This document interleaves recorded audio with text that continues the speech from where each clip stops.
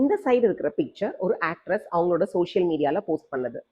இந்த பிக்சர் அதே நாள்ல அதே ஆக்ட்ரஸ காமன் மீடியா அண்ட் டிவி காரங்க எடுத்து போஸ்ட் பண்ணது. ஒரே event, same day, same time. ரெண்டுக்கும் எவ்வளோ டிஃப்ரென்ஸ் இருக்கு பாருங்க.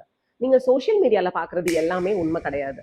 ஒரு ஆக்டரோ, ஆக்ட்ரஸோ, மாடலோ, டிவி ஷூட்ஸோ இதுல எடுக்கிற எல்லா விஷயங்களும் போஸ்ட் ப்ரொடக்ஷன் ஒர்க் அப்படிங்கிறது நிறைய நடக்கும். லைக் லைட்டிங் கரெக்ஷன், எடிட்டிங், டச்சப்ஸ் எல்லாமே பண்ணி தான் அந்த எஃபெக்ட் கொண்டு வர்றாங்க.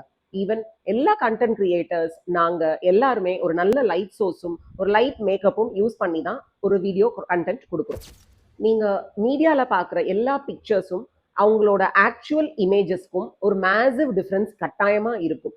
என்னோட ஒரே ஒரு ரெக்வஸ்ட் என்னன்னா, இந்த அன்ரியலிஸ்டிக் பியூட்டி ஸ்டாண்டர்ட்ஸ் இந்த சோஷியல் மீடியால இன்ஃப்ளூயன்ஸ் ஆகி அதை தயவு செஞ்சு ஃபாலோ பண்ணாதீங்க. செலிபிரிட்டிஸ் இதெல்லாம் பண்றது நான் தப்புன்னு சொல்லவே இல்லை. ஏன்னா that is their full time job.